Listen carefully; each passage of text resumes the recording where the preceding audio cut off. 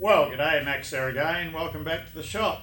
So we're into part 3 of our series, doing the best that we can to recondition this 1930s Dean Smith and Grace model 4BN lathe. So we're just, well, last episode, we sorted out the gap, got the machine leveled, and now we're just doing a bit of work on the slideways. So there's a little bit of wear in it, but really not a great deal. So we're just working on the outer way at the moment. So we'll bring you down and I'll show you where I'm at. So currently we're just going to take a couple of thou off this section here. What I'm doing is I'm dividing the bed into 3 sections. So this section here was parallel, it hadn't worn. So that's relatively easy to bring that down to the dimension that we would be getting pretty close to the most worn section here. So we'll bring that down and then we'll move along and bring that down and then marry them all in together. So we're just rough scraping at this stage. The first initial cuts, I'll put a couple of clips in now. I didn't get a whole heap of footage of it because I was doing a lot of mucking around with it. But we did grind a section of this and ripped off the first thou and a half with no problem.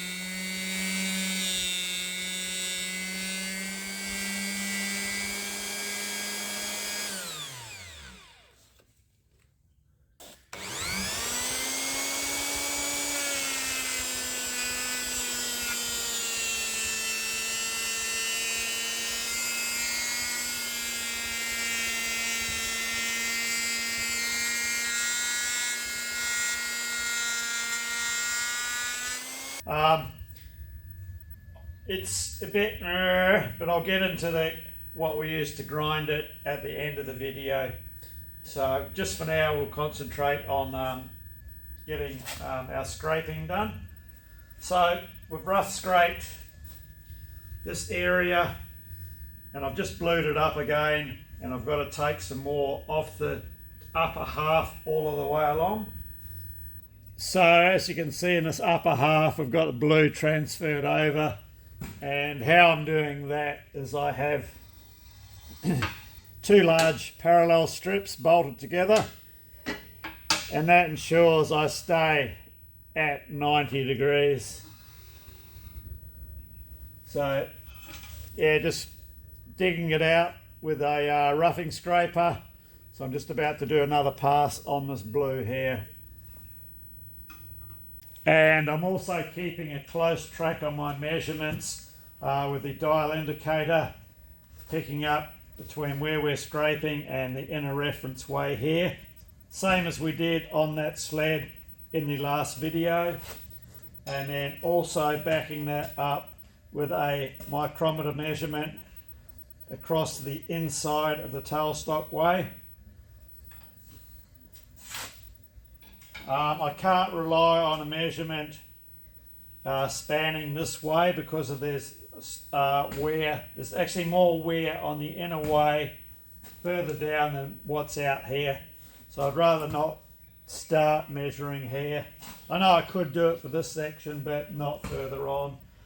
So I'm better off using another system, which was my dial indicator against the reference edge, and backing that up with a micrometer measurement, like we said, across here.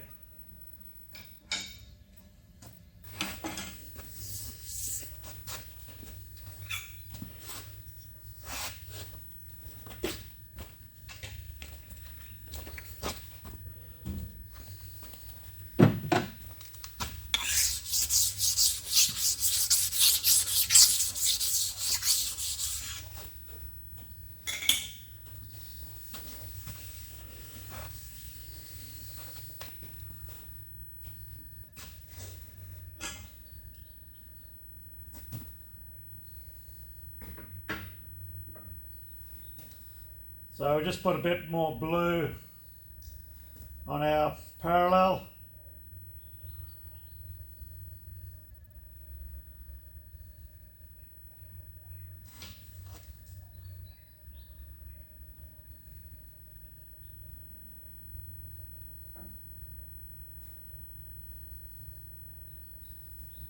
I don't have any camelback, proper large straight edges for this, so this is how I have to do it.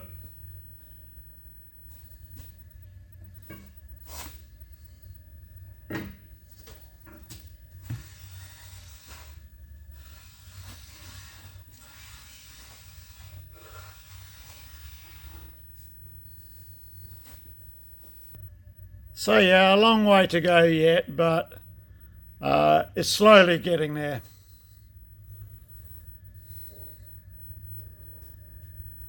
So quick check, so we're right up the very end in the last couple of inches. I did scrape this area down to finished size, so we'll move along. So in between here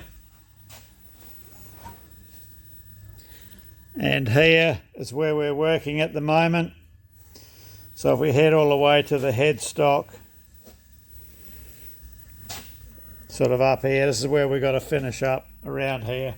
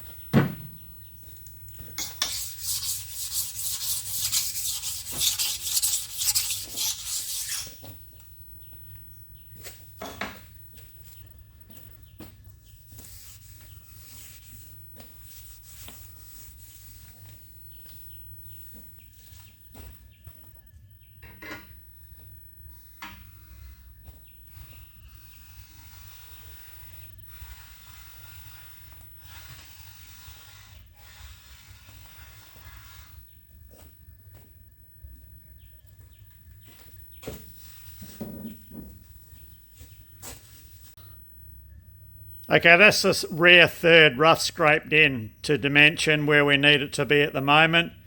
So I'll start, before I do any finish scraping on this, we'll start in the next stage and get that rough down as well. But yeah, there's a bit less to come off this stage than the rear one up there. Okay, so we'll take a measurement. We're at the tailstock end, and we're on size here, right at that last bit which was the first bit that I did take to size. So we'll just move along slowly. So the needle's bouncing a fair bit over all of the rough scraping.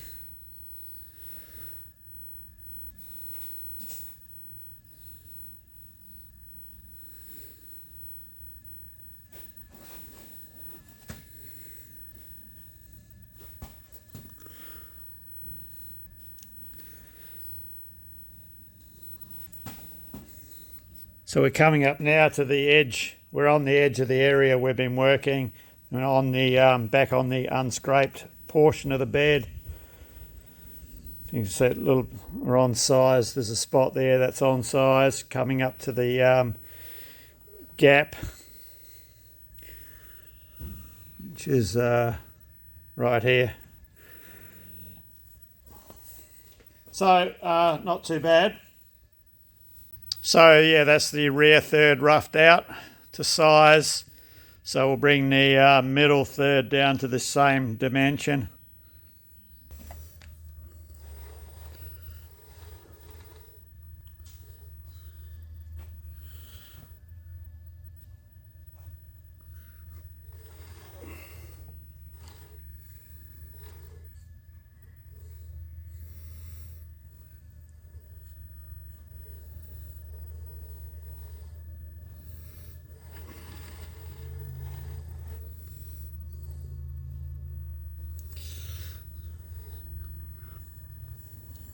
So we're just coming up on where I'm about to work, so I haven't touched it here. We're on a 0. This was +5.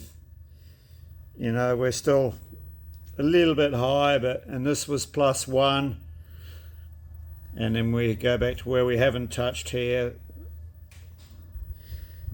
You know, you do get a bit of flickering, pretty well a 0. So it's just these small spots that I'm touching now.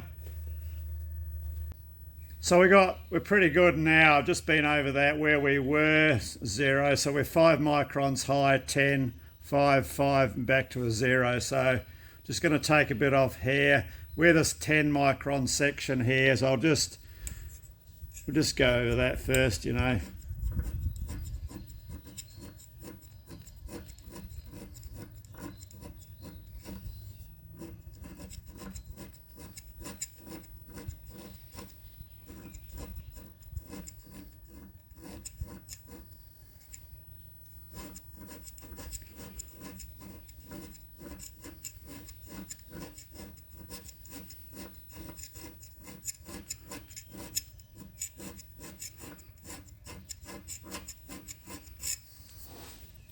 I'll go back the opposite way.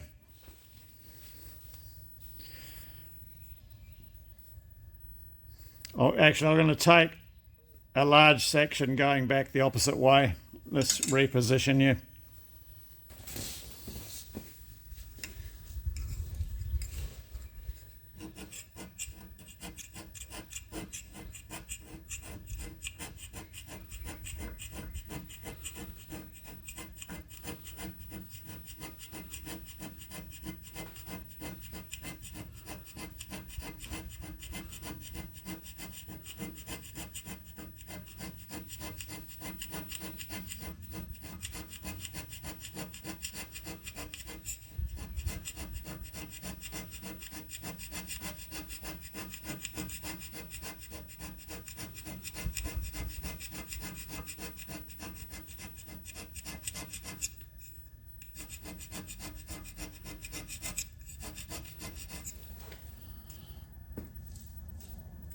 Coming up to that first bit we did, so I want to go over that entire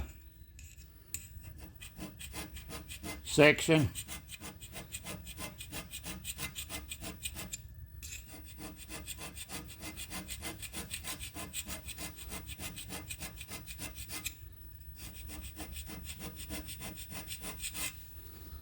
And then coming back onto the 5 micron high section.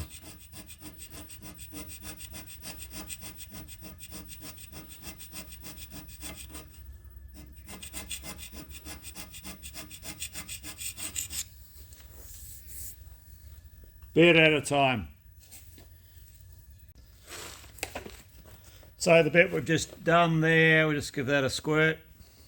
The Caro. Just a light.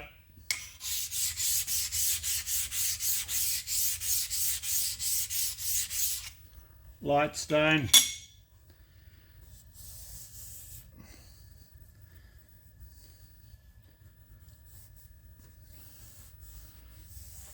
Okay, I'll run the indicator across that and see what damage we did.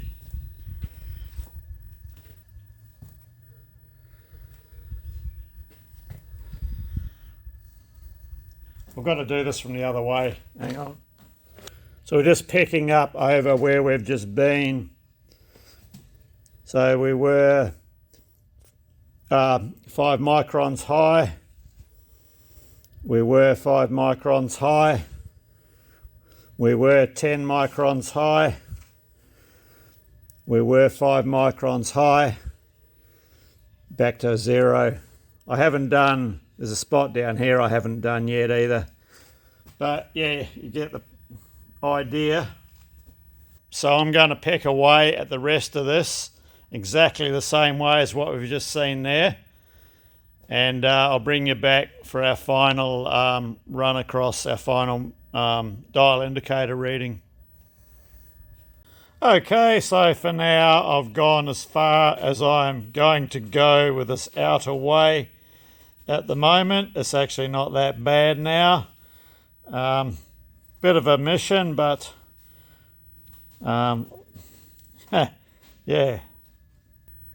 So I think we've got a fair amount of contact when you take into account the length of the gib strip. A few lighter spots up that end there that I think will be okay. So let's get a dial indicator measurement. And remember too, this machine does have a very long contact area with the gib strip. Okay, so we're up the tailstock end, so we'll just slowly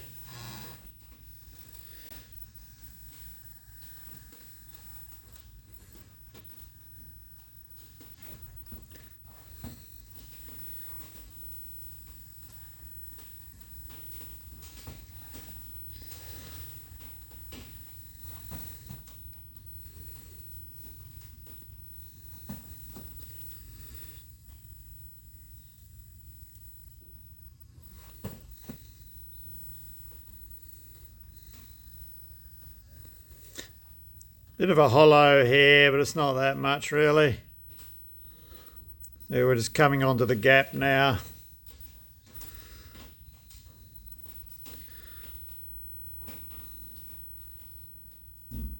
It's the end there.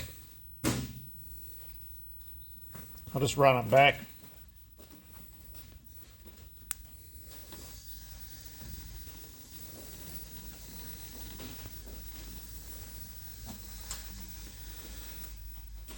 Okay, back at the tailstock end. So yeah, it's not that bad. The other thing with regards to the gap, my aim was just to plonk it in and not have to dick around with it. But I think in the last video we had quite a hollow in this area and we were high there. So now what I've done is I did very easily induce a slight flex to it, and it was easy to do. So just with this bolt barely nipped and its other bolt slackened off, I was able to get a pry bar in there and just flex it up till we were level and then do this bolt up, and it's come up good. So I do have a bit of scraping right at this area about here, but all this is level now, so I'm happy with that. It was easy to do. It wasn't a great deal of dicking around, you know. So what I've got to look at next is the inner face of that outer way. There might be about 2th outer correct in that from start to finish. So we'll get set up and take a measurement of that and see where we're at. So we're just tackling the inner way, this one here at the moment. Like, it's not that bad. Initial measurements, well, this is what I'm using. So we're still referencing off the same point, same inner way when we did, or that we used when we did the outer way here. And this configuration here seems to work quite well. So we've got nothing here, we're on a 0, we've got a 0, we've got a 0, plus 1 thou, plus 1 thou, plus 1 thou, plus 1 1/4 thou, and plus 2 thou right up the end there.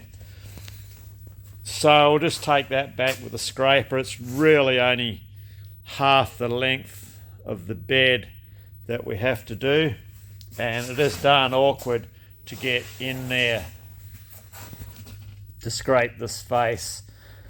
I've already done a pass along it and you can't see where you've been, so I've blued it all up with a Sharpie just so I can see, you know, where I'm at, where I've been. So it's only half the length that we really need to be concerned with.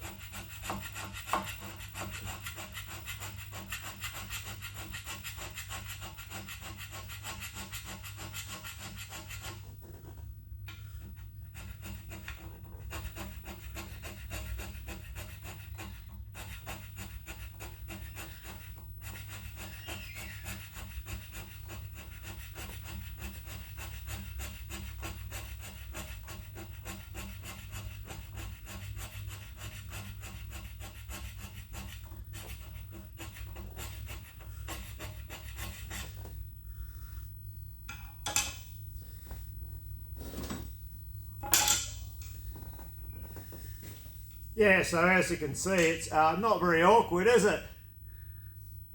So I'll bring you back when we're a bit further into it. Well, that's the first pass done, and by heck, that took it out of me.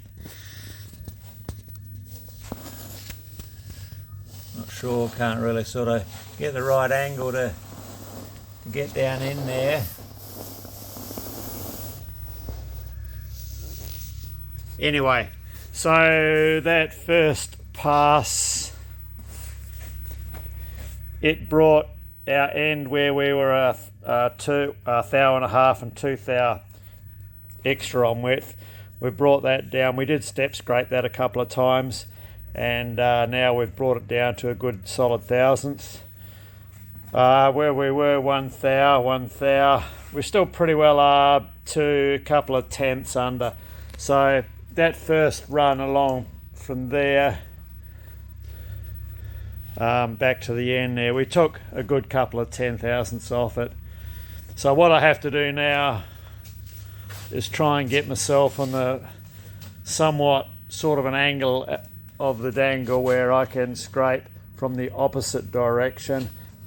So I'll do one step pass from there to here, then I'll do the entirety down to this mark here where we're blending into our finished size down here. So yeah, it's hard going. Funny, whenever you see scraping videos on TV, it's always very small parts and they're flat and on top of a bench. I've only ever seen one guy scrape on weird angles, and that was a big surface grinder, and that's that guy over in Ukraine. I can't pronounce his name though. But yeah, he's going to be doing another grinder too, which will be an interesting series. So yeah, just to give myself a break, every 6 inches you got to stop. We've got our motor mount bolted on, and I'm just about to hook the carriage out and get it up on the bench and start working on that, just to break it up, because yeah, bending over this, it is hard going. All right, if you're a young person, you should be able to do it a piece of piss, but when you're 60 things are a bit different. And did I say carriage? I actually meant to say saddle assembly. The carriage is the whole thing assembled fully with the apron on, but in its barity like that, it's just the saddle and top slide. Okay, in between bouts of scraping, I need to get this stripped down so we can get it, work our way through it and get repaired what needs to be repaired. It's actually not that bad a condition, like the top slide, probably 6 thou backlash in the top slide in its central position, and cross slide here.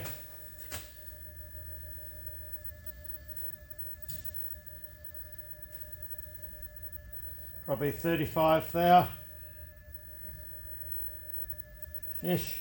Yeah, it's not that bad really. So I need to get this compound off. I'll just back these gibs off.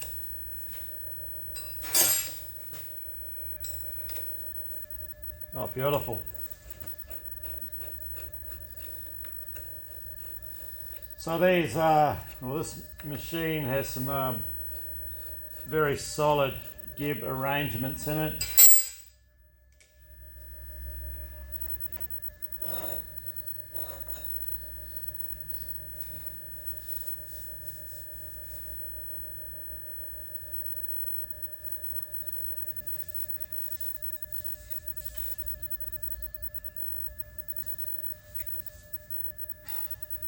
That appear to be in very good condition. It's a good start.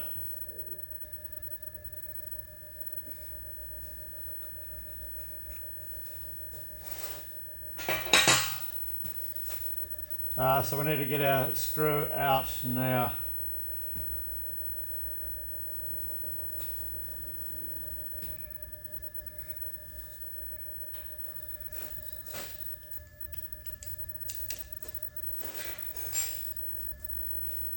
Tiny grub screw up this end here. This could just be an oiler. Yeah, just an oiler.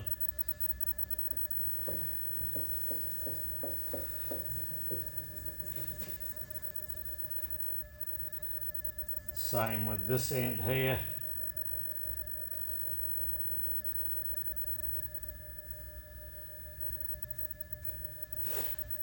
Just an oiler, yep.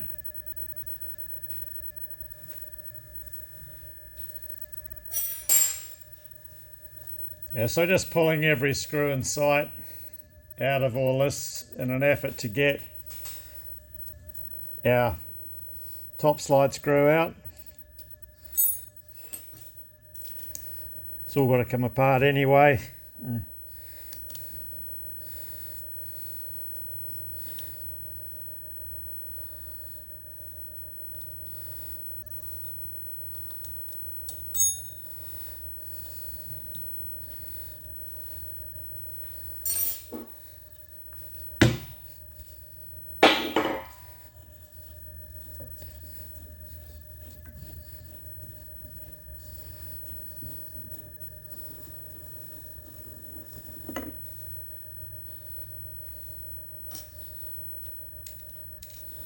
Yeah, there's a bra. This one here under the grub screw, there's a brass slug, just so when you tighten it down, it doesn't damage the thread.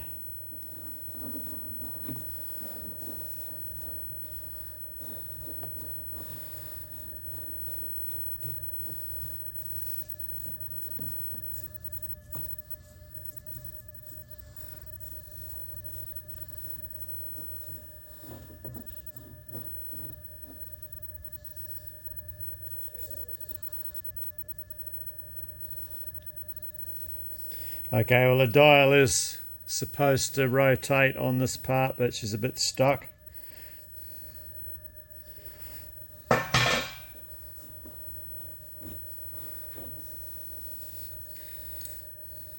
Just take the small oiler out.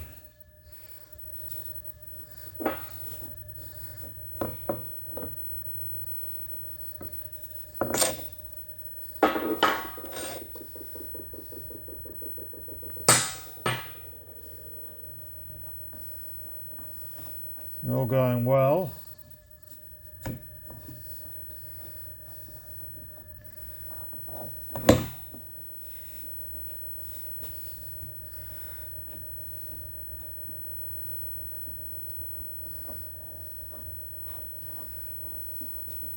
Screw comes out from the back.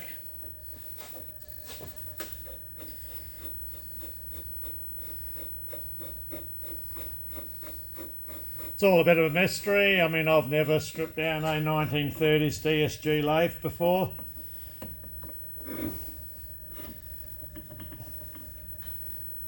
Take this other oiler screw out just to make sure.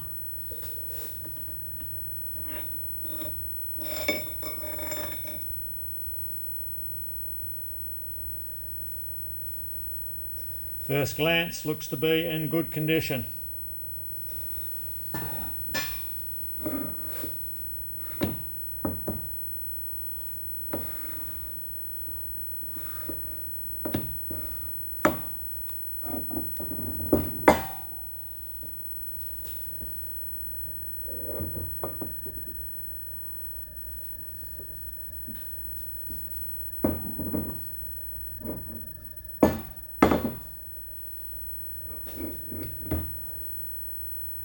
Let's get a rag and give this a wipe off.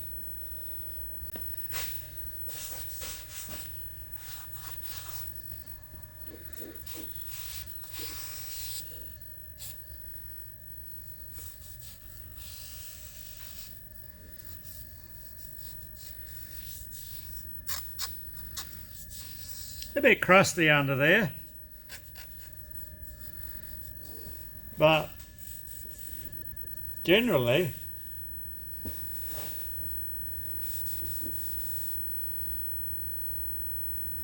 the original bit of the original flaking still visible.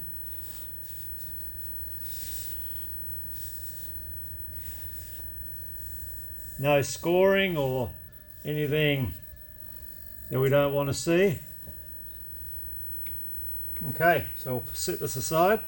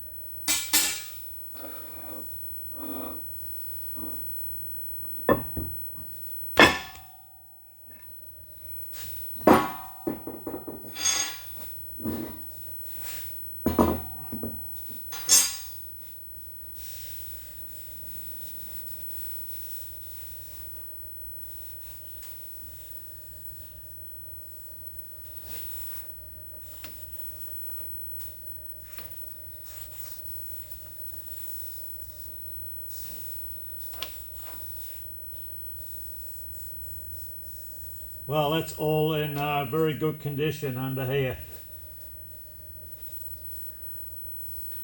That's really good. No cesspool in here. I'm amazed.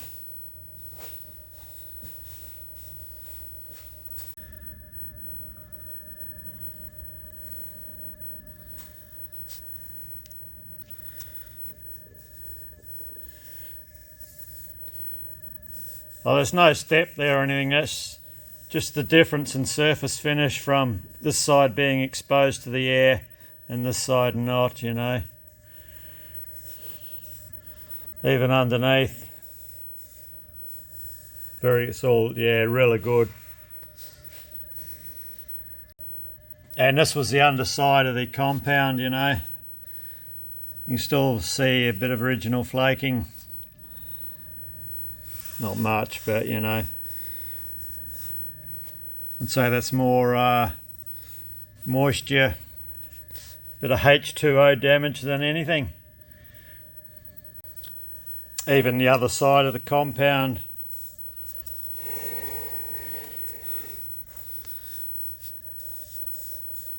That'll all clean up very well, I would expect.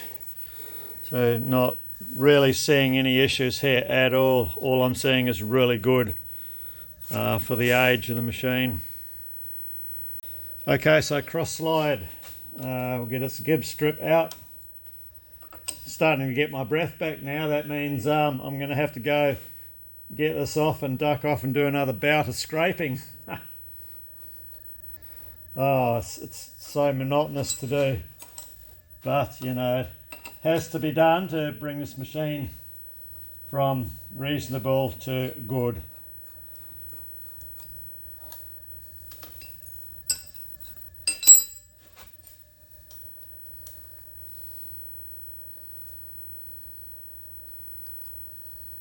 Adjust the screws for the gib.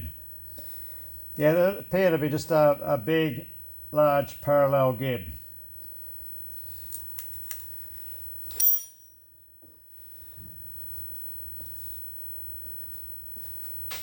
A stuck large parallel gib. They're gentle, just give it a bit of a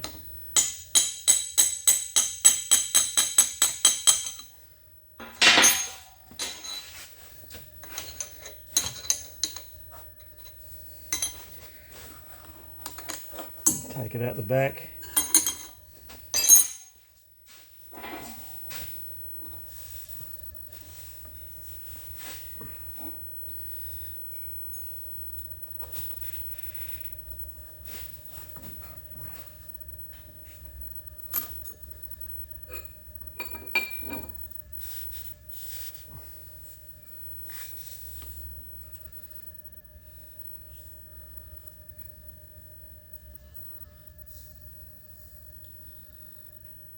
The wear on this is that minor that it's nothing. Probably barely be 2/1000 of an inch.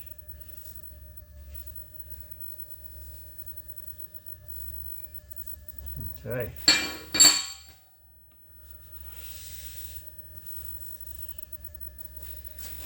Right, so we should it looks like it's going to be the same procedure to remove the cross slide and screw as was with the top slide, compound slide. They're just oiler screws, front and rear.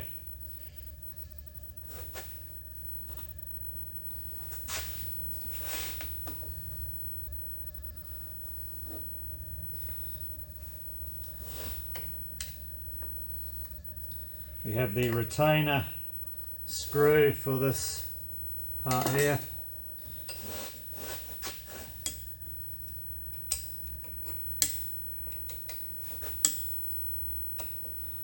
I've never actually seen the underside of this, so it'll be really interesting to see that when we get to that point.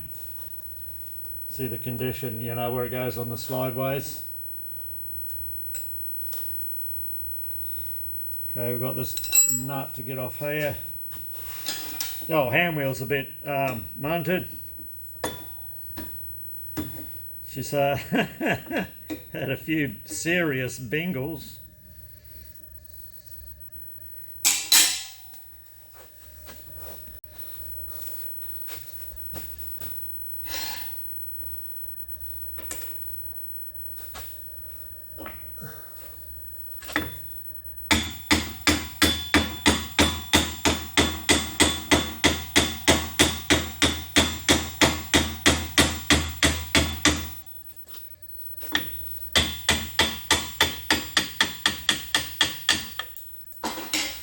There goes the key.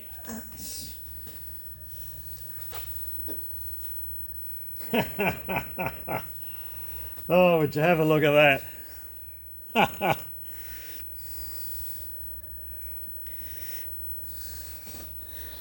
Yeah, I don't think we'll be saving that one. The dial.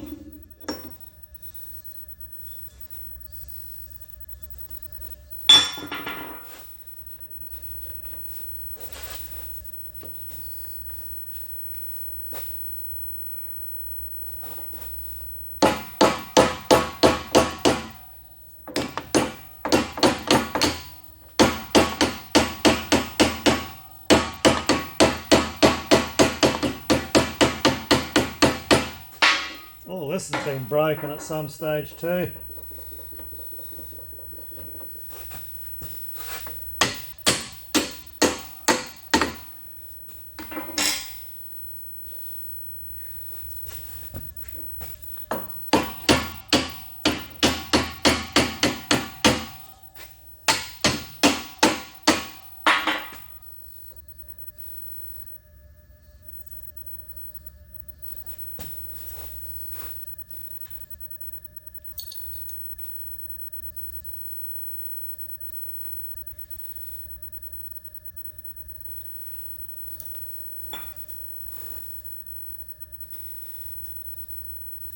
Okay, there is a bit of a funky pin arrangement through here.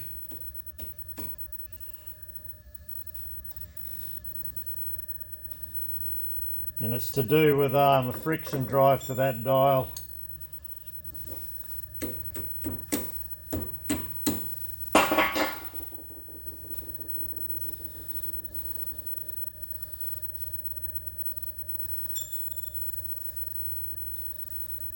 Very weird.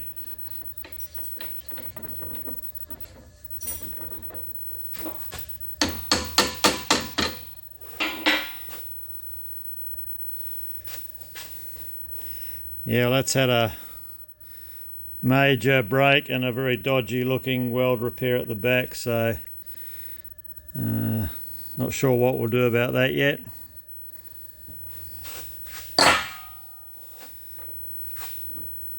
Okay, so our screw shaft. Okay, we've got a couple of retainer nuts on the back we've got to take out. Just this collar and its associated locking screw.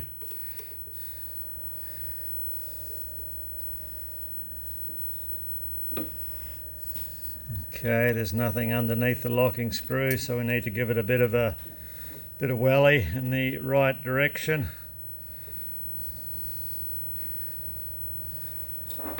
Which would be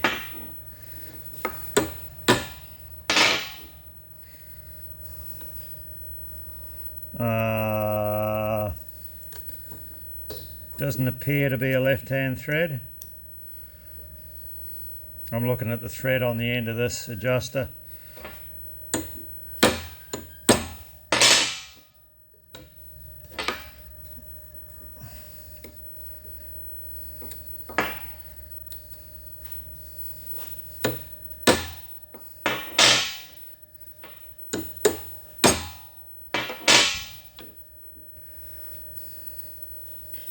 I'm going to have to grip this shaft, stop it rotating. Oh no, I had a second bloody locking screw 90 degrees around.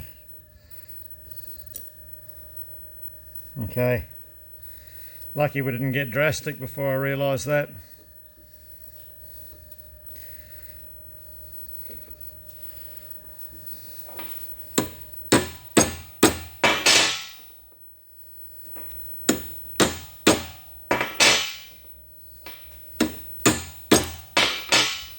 Okay, I'm going to have to get semi-drastic.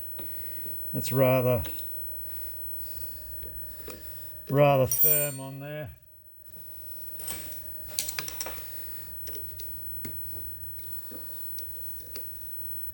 Now we do have a hole here for a C-spanner. Let's get tooled up.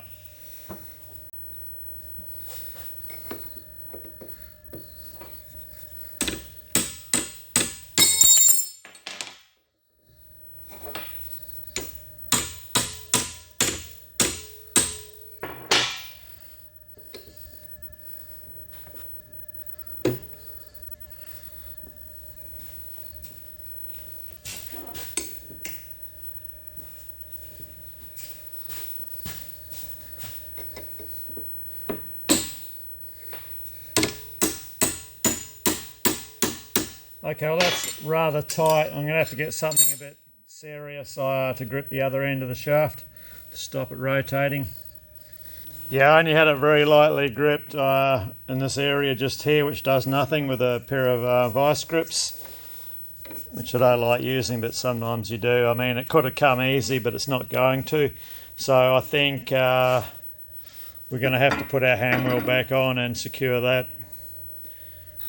You know, sometimes you can put your keyway back in and put a shifting spanner, or use the key to lock a shifting spanner, but I feel this nut's going to be rather tight and I don't want to butcher anything up on here. I mean, it's survived this long, so I'm not going to be the one to shag it up. Okay, so we've got our handle on securely propped up with some timbers, and I found a broken piece of timber so we're pushing down right next to the handle, not out on the end here. We'll end up shagging that up more than what it's already shagged up. So what I think we'll do is we'll put a bit of heat on the nut. A bit of gentle heat on the nut, and peering down inside where this locking screw goes, it does appear to be a right-hand looking thread inside. Okay, a bit of heat.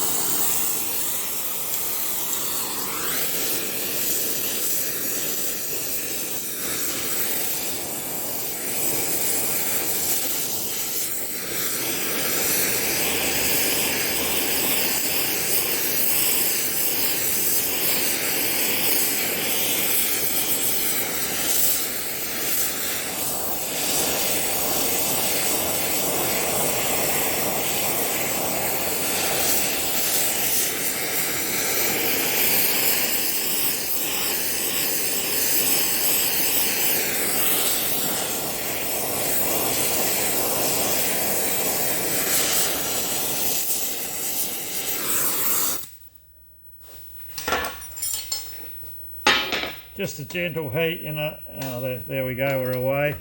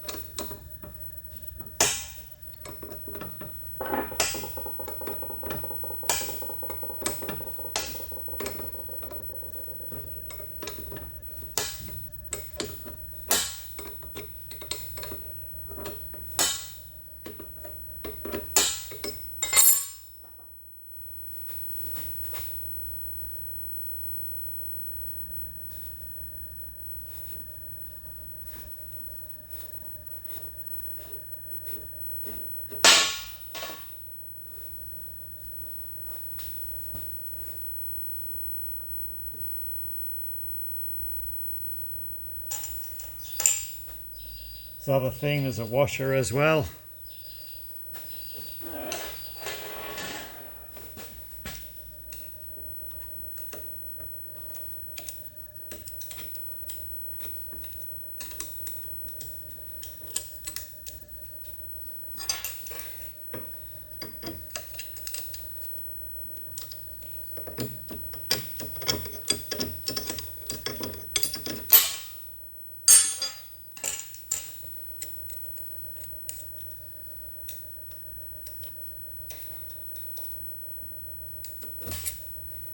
There was a dowel key running through that, which keyed this washer onto the shaft.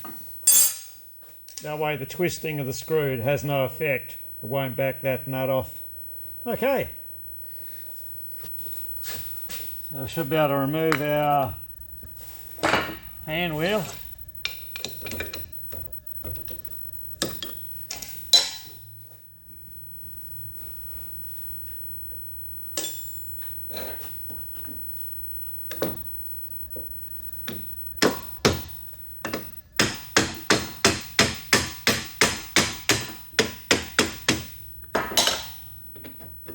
That's key.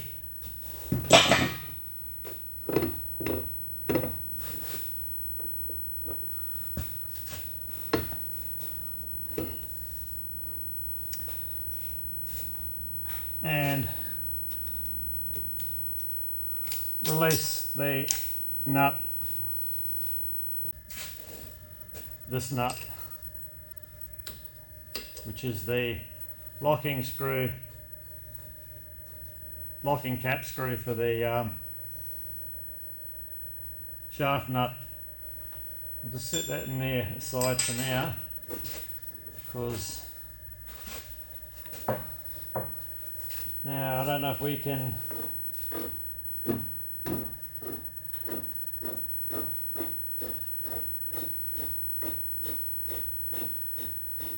be able to pull the shaft out, unscrew the shaft out, holus bolus.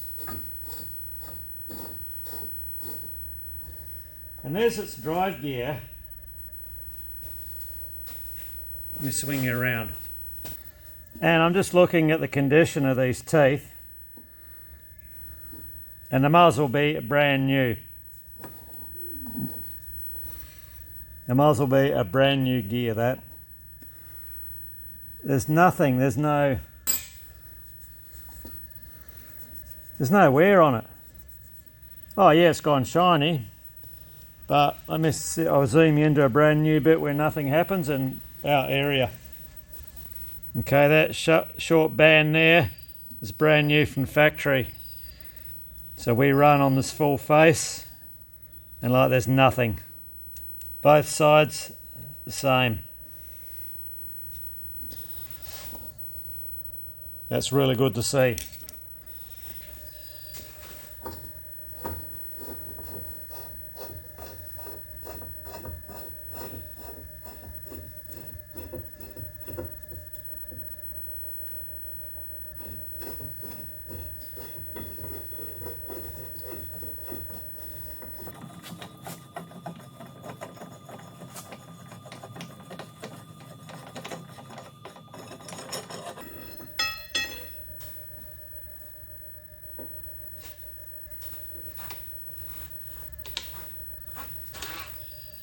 So what I'm looking at now is a visual in the middle of the shaft,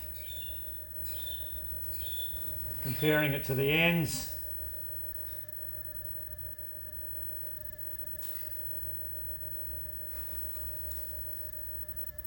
I'd say there's only going to be a couple of thou wear in that, but we can check that later on anyway. That's amazing. So this should come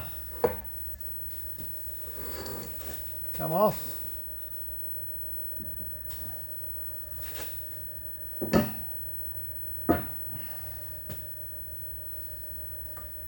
That's our nut.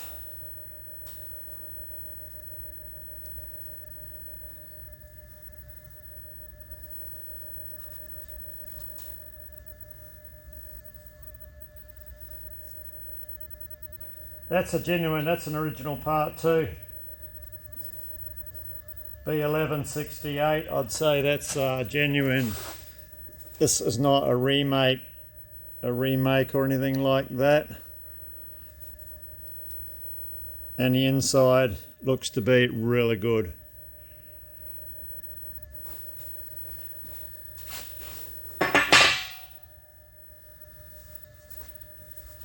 Okay, let's give this a wipe down. Okay, well, nothing funky to see here for its age.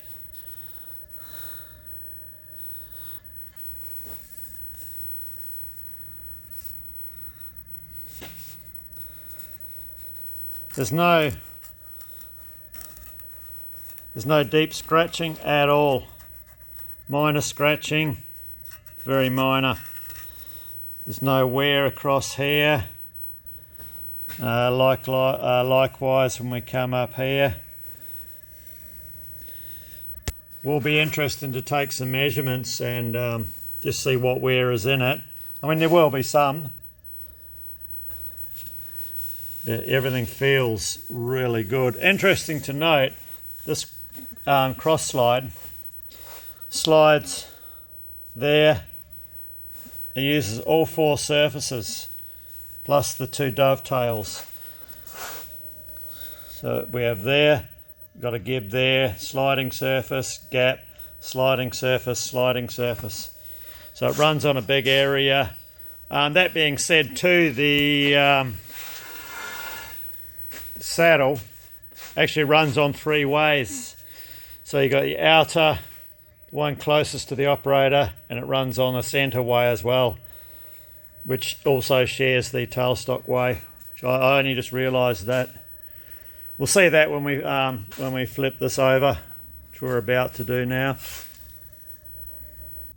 Okay, so with our saddle flipped upside down on its back, there's the other part of the drive gear here for the auto feed for the cross slide, and it's like brand new. But there is a lot of wear on the underside in these flat areas where the thing runs up and down the bed, which is to be expected after 90 years, but like there's significant wear. There's a lot of wear here. I can feel quite a large step. I'll bring you in closer. So we have this darker area here. Now that's where the gib strip would sit. So that's where I can feel quite significant wear. You know, there's 10-15 thou. There's a lot of wear in that. But that is what it is. The main thing is it's still relatively smooth. So if we look elsewhere, this is probably, there's a lot of scratching on this one, and likewise here. There's less of a step, so this has less wear on this side than this side, which as to be expected. Realistically, what I think I'm going to do with it, I'm going to run the scraper over this, but not really to remove any material. I just want to take the sharpness off everything, so it's only going to be a very light going over. That's just going to smooth off any sharpness of these lines. I think then I'll just move you back a bit. Once I finish scraping these side areas of the bed, we'll flip this back over and we'll set it on the bed in various locations. So up near the chuck, in the middle, and down near the tailstock. And what I want to check, we'll put an indicator on it, and I want to make sure we're not getting any rocking. That's the main goal. If we do detect any rocking, we'll probably blue up the bed and then run this back on it and look for any various high spots or see what's going on with it. But I do not want to alter this surface in any way at this stage, because this has been running on the bed as it is, you know. If we start modifying this, changing this, it could throw the whole equilibrium of the thing right out the window. So that's the plan. That's what I'm going to do. So just a very light clean up, and we'll set it on and we'll check this for flatness on the bed. If I was to, say, remachine all of this, and if I had the means and the straight edges to scrape all these in true and parallel to each other, that is not going to guarantee that when we sit this on the bed it's not going to be wobblier than maybe what it was before. So that's why we're not touching any of this. Just a very light tizzy up and check it on the bed. I think that's going to be the best course of action for what we have. It may be a different story if our bed had just been reground or something like that. That's a different kettle of fish then, but it's not the case here. So right, well, that's the plan. Yeah, so I'll go ahead off camera and I'll get all this stuff all cleaned up, like ready for checking an assembly. So yeah, you don't want to see me do that.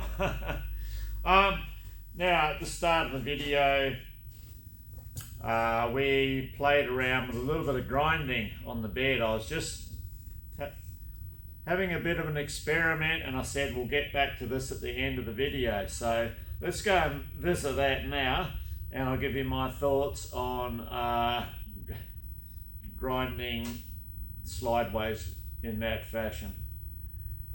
So we had a couple of thousandths of an inch to remove, you know, to bring a section or sections of our slideway back into the tolerance that I wanted. And I thought, well, let's just experiment and see if we can't grind the first thousandth off and then scrape the remaining thousandths. And it seemed like a feasible idea just to set up. This is a wood router. It seemed a feasible idea at the time to set it up on my sled here, and I have this adjustable on a slide so I can move in and out to get my depth, which I can set quite reasonably accurate with a feeler gauge from behind. So, and of course the depth is controlled by the up and down of the router, which it's quite stiff. So yeah. And as you would have seen, I quite quickly abandoned the process. I'll just flip this over. You can see